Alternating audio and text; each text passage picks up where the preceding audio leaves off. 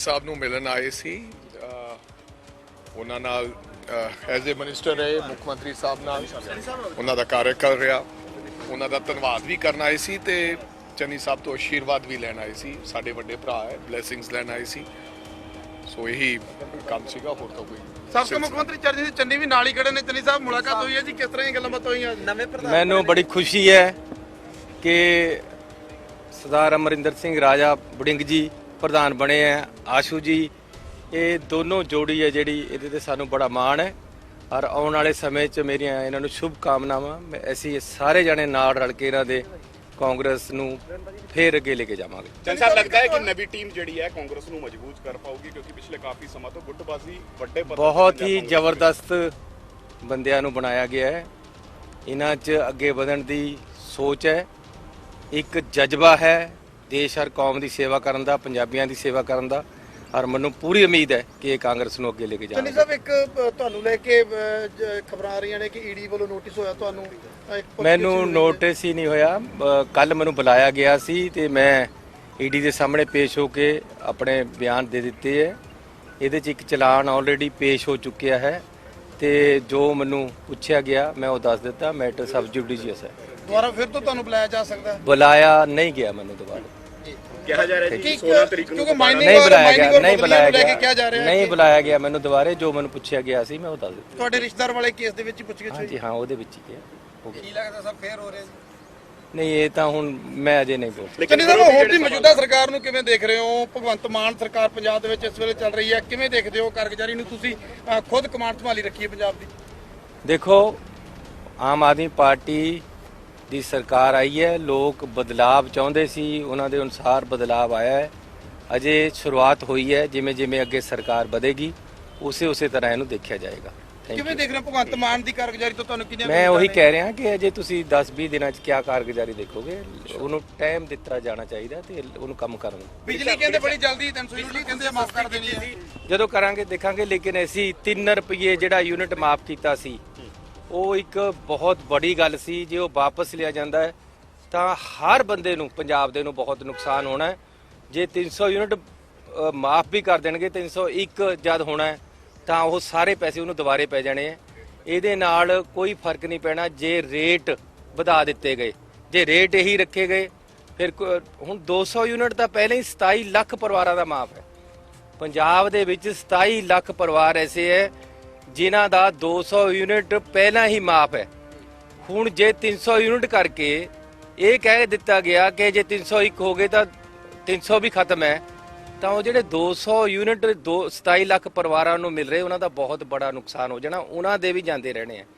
ਇਸ ਕਰਕੇ ਬਹੁਤ ਹੀ ਸੋਚ ਸਮਝ ਕੇ ਫੈਸਲਾ ਲੈਣ ਦੀ ਲੋੜ ਹੈ। ਸਰਕਾਰ ਮੈਨੂੰ ਲੱਗਦਾ ਹੈ ਕਿ ਅੱਛਾ ਫੈਸਲਾ ਲਏਗੀ। ਧੰਨਵਾਦ। ਤੁਸੀਂ ਕੀ ਕਹਿਣਾ ਚਾਹੋਗੇ ਜਿਹੜਾ ਮੁਲਾਕਾਤ ਹੋਈ ਹੈ ਔਰ ਜਿਹੜੀ ਜਾਂਚ ਦੀ ਗੱਲ ਹੋ ਰਹੀ ਹੈ ਆਈਡੀ ਨੂੰ ਲੈ ਕੇ, ਇਸ ਨੂੰ?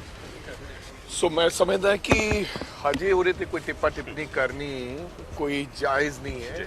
ਹੋ ਸਕਦਾ ਹੈ ਈਡੀ ਜਾਇਜ਼ ਜਾਂਚ ਕਰੇ, ਹੋ ਸਕਦਾ ਹੈ ਕਿਸੇ ਪ੍ਰਭਾਵ ਦੇ ਥੱਲੇ ਕਰਕੇ ਕਹੇ, ਲੇਕਿਨ ਜਿੰਨਾ ਚਿਰ ਕੋਈ ਐਸੀ ਗੱਲ ਸਾਹਮਣੇ ਨਹੀਂ ਆਉਂਦੀ ਉਹਦੇ ਤੇ ਕੋਈ ਟਿੱਪਾ ਟਿੱਪਣੀ ਕਰਨੀ ਮੈਨੂੰ ਲੱਗਦਾ ਬਿਹਤਰੀਨ ਨਹੀਂ ਹੋਏਗਾ। ਬੜਿੰਗ ਸਾਹਿਬ, ਸਿੱਧੂ ਮੂਸੇਵਾਲੇ ਨੂੰ ਲੈ ਕੇ ਵਿਵਾਦ ਜਿਹੜਾ ਖੜਾ ਹੋ ਗਿਆ ਔਰ ਇਹ ਕਹਿ ਰਹੇ ਨੇ ਕਿ ਪੰਜਾਬੀਆਂ ਨੂੰ ਲੈ ਕੇ ਜਿਹੜੀ ਸ਼ਬਦਾਵਲੀ ਤੁਹਾਡੇ ਬੜੇ ਕਰੀਬੀ ਨੇ ਗਾਣੇ ਦੇ ਵਿੱਚ ਸਿੱਧੂ ਮੂਸੇਵਾਲੇ ਕਿਦਾਂ ਇਸ ਤਰੀਕੇ ਨਾਲ ਹਾਰ ਨੂੰ ਬਰਦਾਸ਼ਤ ਨਹੀਂ ਕਰ ਰਹੇ। ਦੇਖੋ ਮੈਂ ਵੈਸੇ ਸਿੱਧੂ ਮੂਸੇਵਾਲੇ ਦੇ ਕੋਈ ਐਸੀ ਗੱਲ ਮੈਂ ਮੂੰਹ ਤੋਂ ਸੁਣੀ ਨਹੀਂ ਹੈ, ਬਟ ਅਗਰ ਮੈਨੂੰ ਲੱਗਦਾ ਜਨਤਾ ਨੂੰ ਕਿਸੇ ਨੂੰ ਗਾਣਾ ਤਾਂ ਸਾਰਿਆਂ ਨੇ ਸੁਣਿਆ। ਨਹੀਂ, ਮੈਂ ਨਹੀਂ ਇਹ ਗਾਣਾ ਸੁਣਿਆ, ਬਿਲਕੁਲ ਮੈਂ ਇਹ ਗਾਣਾ ਨਹੀਂ ਸੁਣਿਆ। ਬਟ ਐਸੀ ਗੱਲ ਅਗਰ ਕਹੀ ਗਈ ਹੁੰਦੀ ਤਾਂ ਕੁਛ ਨਾ ਕੁਛ ਪੰਜਾਬੀਆਂ 'ਚ ਮੈਨੂੰ ਕੋਈ ਐਸਾ ਕੋਈ ਰੋਸ ਦੇਖਣ ਨੂੰ ਵੀ ਨਹੀਂ ਮਿਲਿਆ। ਹਾਂ, ਹੋ ਸਕਦਾ ਹੈ ਕਿ ਮੈਂ ਆ ਮੀਡੀਆ ਤੁਹਾਡੇ ਹਾਊਸਸ ਤੋਂ ਸੁਣਦਾ ਹਾਂ ਜੋ ਤੁਸੀਂ ਗੱਲ ਕਹਿੰਦੇ ਹੋ ਕਿ ਸਿੱਧੂ ਮੂਸੇਵਾਲੇ ਨੇ ਕੁਛ ਕਿਹਾ ਹੈ। ਅਦਰਵਾਈਜ਼ ਕੋਈ ਐਸੇ ਸ਼ਬਦਾਵਲੀ ਦੀ ਜੇ ਵਰਤੋਂ ਬੰਦਾ ਕਰਦਾ ਹੈ ਤਾਂ ਫਿਰ ਜਨਤਾ ਹੀ ਉੱਠ ਖੜੀ ਹੁੰਦੀ ਹੈ ਨਾ ਉਹਦੇ ਖਿਲਾਫ। ਲੇਕਿਨ ਸੱਤਾ ਫਿਰ ਕਹਿ ਰਹੀ ਹੈ ਕਿ ਪੰਜਾਬੀਆਂ ਨੂੰ ਗੱਦਾਰ ਤੱਕ ਕਹਿਤਾ ਸਿੱਧੂ ਮੂਸੇਵਾਲੇ। ਮੈਂ ਉਹੀ ਕਹਿਣਾ ਹੈ ਕਿ ਸੱਤਾ ਤੇਰੀ ਕਹਿ ਰਹੀ ਹੈ, ਜਿਨ੍ਹਾਂ ਨੂੰ ਕਿਹਾ ਹੈ ਉਹਨਾਂ ਨੇ ਤਾਂ ਮੈਨੂੰ ਹਜੇ ਤੱਕ ਕਿਤੇ ਕੋਈ ਐਸੀ ਨਜ਼ਰ ਨਹੀਂ ਆਇਆ ਔਰ ਮੈਨੂੰ ਨਹੀਂ ਲੱਗਦਾ ਕਿ ਇਸ ਤਰ੍ਹਾਂ ਦੀ ਕੋਈ ਗੱਲ ਉਹਨਾਂ ਨੇ ਕਹੀ ਹੈ।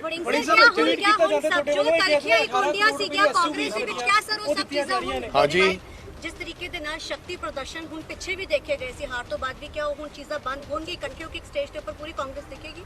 ਉਮੀਦ ਹੈ ਜੀ, ਸਾਡਾ ਮੋਟਿਵ ਹੀ ਇਹੀ ਹੈ ਔਰ ਮੈਨੂੰ ਲੱਗਦਾ ਹੈ ਕਿ ਅਸੀਂ ਸਭ ਨੂੰ ਕੋਸ਼ਿਸ਼ ਕਰਾਂਗੇ, ਸਾਰੇ ਸਤਿਕਾਰਯੋਗ ਕਾਂਗਰਸ ਦੇ ਆਗੂ ਸਾਹਿਬਾਨਾਂ ਨੂੰ, ਉਹਨਾਂ ਦਾ ਮਾਰਗਦਰਸ਼ਨ ਲੈ ਕੇ, ਉਹਨਾਂ ਤੋਂ ਸਲਾਹ ਮਸ਼ਵਰਾ ਲੈ ਕੇ ਉਹਨਾਂ ਨੂੰ ਇਕੱਠੇ ਲੈ ਕੇ ਜਾਈਏ।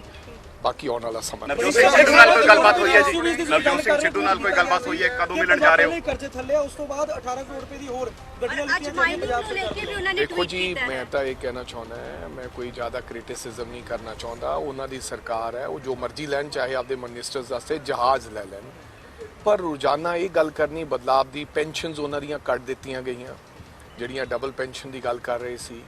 ਤੁਸੀਂ ਚਾਹੁੰਦੇ ਹੋ ਕਿ ਅਸੀਂ ਬਦਲਾਵ ਲਿਆਉਣਾ ਚਾਹੁੰਦੇ ਹੋ, ਨਵਾਂ ਕੁਝ ਕਰਨਾ ਚਾਹੁੰਦੇ ਹੋ। ਮੇਰੇ ਖਿਆਲ ਕਾਂਗਰਸ ਦੀ ਸਰਕਾਰ ਦੇ ਵਿੱਚ ਅੱਜ ਅਗਰ ਤਨਖਾਹਾਂ ਦੀ ਗੱਲ ਕਰਦੇ ਤਾਂ ਐਮਐਲਏ ਦੀਆਂ ਜਿਹੜੀਆਂ ਤਨਖਾਹਾਂ ਸੀ ਉਹ ਵੀ ਦਿੱਲੀ ਨਾਲੋਂ ਬਹੁਤ ਘੱਟ ਹੈ, ਐਮਐਲਏ ਨਾਲੋਂ। ਤੇ ਜੇ ਕਾਰਾਂ ਸਾਡੇ ਕੋਲੇ ਮਿਨਿਸਟਰ ਸਾਹਿਬਾਨਾਂ ਕੋਲੇ ਇਨੋਵਾ ਗੱਡੀਆਂ ਸੀ, ਜਿਹੜੀ ਕਿ ਮੇਰੇ ਖਿਆਲ ਅੱਧੀ ਕੀਮਤ ਦੀ ਆਉਂਦੀ ਹੈ, ਇਹਨਾਂ ਨੇ ਉਹ ਪ੍ਰਪੋਜ਼ਲ ਦਿੱਤਾ ਕਿ ਫੋਰਚੂਨਰ ਲਈਏ। ਫੈਸਲਾ ਉਹਨਾਂ ਦਾ, ਜੋ ਮਰਜ਼ੀ ਕਰਨ, ਲੇਕਿਨ ਜਿਹੜੀ ਬਦਲਾਵ ਨਜ਼ਰ ਆਉਂਦਾ ਸੀ ਉਹ ਮੈਨੂੰ ਨਜ਼ਰ ਨਹੀਂ ਆ ਰਿਹਾ। ਕਾਂਗਰਸ ਇਸ ਚੀਜ਼ ਨੂੰ ਲੈ ਕੇ ਸਵਾਲ ਖੜੇ ਕਰੇ ਕਿਉਂਕਿ ਵਿਰੋਧੀ ਧਿਰ ਹੈ ਕਾਂਗਰਸ, ਕਿਆ ਇਹ ਚੀਜ਼ਾਂ ਦੇ ਉੱਪਰ ਸਵਾਲ ਖੜੇ ਕੀਤੇ ਨੇ? ਸਰਕਾਰ ਲਗਾਤਾਰ ਕਹਿ ਰਹੀ ਕਿ ਸਾਨੂੰ ਸਮਾਂ ਚਾਹੀਦਾ ਪੰਜਾਬ ਦੇ ਵਿੱਚ ਬਦਲਾਵ ਲਈ। ਅਸੀਂ ਚਾਹੁੰਦੇ ਹਾਂ ਜੀ, ਬਿਲਕੁਲ ਉਹਨਾਂ ਨੂੰ ਸਮਾਂ ਦਿੱਤਾ ਜਾ ਰਿਹਾ ਹੈ। ਇਸੇ ਕਰਕੇ ਤਾਂ ਕੋਈ ਬਹੁਤਾ ਟਿੱਪਣੀ ਨਹੀਂ ਕਰ ਰਹੇ। ਜਦੋਂ ਸਮਾਂ ਆਏਗਾ ਉਦੋਂ ਜਨਤਾ ਦੀ ਆਵਾਜ਼ ਬੁਲੰਦ ਕਰਾਂਗੇ। ਬਿਲਕੁਲ ਅਗਰ ਭਗਵੰਤ ਮਾਨ ਜੀ ਸਮਾਂ ਲੈਣਾ ਚਾਹੁੰਦੇ ਆ, ਲੈਣ। ਮਹੀਨਾ ਹੋ ਗਿਆ, ਹੋਰ ਮਹੀਨਾ ਲੈ ਲੈਣ। ਨਵਜੋਤ ਸਿੰਘ ਸਿੱਧੂ ਨਾਲ ਕੋਈ ਗੱਲਬਾਤ ਹੋਈ ਹੈ ਜੀ? ਕਦੋਂ ਮਿਲਣ ਜਾ ਰਹੇ ਹੋ ਨਵਜੋਤ ਸਿੰਘ ਸਿੱਧੂ ਨੂੰ? ਨਹੀਂ ਜੀ, ਮੈਂ ਨਵਜੋਤ ਸਿੰਘ ਸਿੱਧੂ ਦਾ ਕੱਲ ਟਵੀਟ ਪੜਿਆ ਸੀ, ਜਦੋਂ ਮੈਡਮ ਦੀ ਜਿਹੜੀ ਤਬੀਅਤ ਸੀ ਉਹਦੇ ਬਾਰੇ ਉਹਨਾਂ ਨੇ ਜ਼ਿਕਰ ਕੀਤਾ। ਫਿਰ ਮੈਂ ਉਹਨਾਂ ਨੂੰ ਕਾਲ ਕੀਤਾ ਸੀ, ਉਹ ਫਿਰ ਮੇਰੀ ਗੱਲ ਨਹੀਂ ਹੋ ਸਕੀ। ਫਿਰ ਕਿਸੇ ਨੇ ਮੈਨੂੰ ਉਹਨਾਂ ਨੇ ਦੱਸਿਆ ਕਿ ਉਹ ਵਿਅਸਤ ਸੀਗੇ ਹਸਪੀਟਲ ਦੇ ਵਿੱਚ। ਬਿਲਕੁਲ ਉਹਨਾਂ ਨਾਲ ਗੱਲ ਕਰਾਂਗੇ, ਕੋਈ ਐਸੀ ਗੱਲ ਨਹੀਂ। ਟਰਾਂਸਪੋਰਟ ਮਹਿਕਮਾ ਤੁਸੀਂ ਲਗਾਤਾਰ ਕਹਿੰਦੇ ਸੀਗੇ ਵੀ ਫਾਇਦੇ ਚ ਹੈ, ਤੇ ਹੁਣ ਨਵੇਂ ਜਿਹੜੇ ਟਰਾਂਸਪੋਰਟ ਮੰਤਰੀ ਉਹ ਕਹਿ ਰਹੇ ਨੇ ਹੋਰ ਜ਼ਿਆਦਾ ਫਾਇਦੇ ਚ ਆ ਰਿਹਾ। ਤੁਸੀਂ ਕਿਵੇਂ ਦੇਖਦੇ ਹੋ? ਚਲੋ ਚੰਗੀ ਗੱਲ ਹੈ ਜੀ, ਹੋਰ ਜ਼ਿਆਦਾ ਫਾਇਦੇ 'ਚ ਹੋਣਾ ਚਾਹੀਦਾ। ਬਟ ਇਹ ਤਾਂ ਅੰਕੜੇ ਜਿਹੜਾ ਅਸੀਂ ਕੰਮਕਾਜ ਕਰਕੇ ਗਏ ਸੀ, ਕੋਈ ਵੀ ਚੀਜ਼ ਅੱਜ ਜਿਹੜੀ ਸਰਕਾਰ ਕਰ ਰਹੀ ਹੈ ਉਹ 15 ਦਿਨਾਂ 'ਚ 5 ਦਿਨਾਂ 'ਚ ਨਹੀਂ ਹੋ ਸਕਦੀ। ਉਹਨੂੰ ਕੁਝ ਨਾ ਕੁਝ ਮਗਰਲੀ ਸਰਕਾਰ ਕਰਕੇ ਗਈ ਹੋਏਗੀ। ਇਸ ਕਰਕੇ ਕਿਉਂਕਿ ਸਹੀ ਇਹਨਾਂ ਦੀ ਪਰਫਾਰਮੈਂਸ ਇਹਨਾਂ ਦੇ 2-3 ਮਹੀਨੇ ਬਾਅਦ ਪਤਾ ਲੱਗੇਗੀ। ਫਿਰ ਪਤਾ ਲੱਗੇਗਾ ਕਿ ਕੀ ਨਵਾਂ ਰੈਵਨਿਊ ਜਨਰੇਟ ਕੀਤਾ।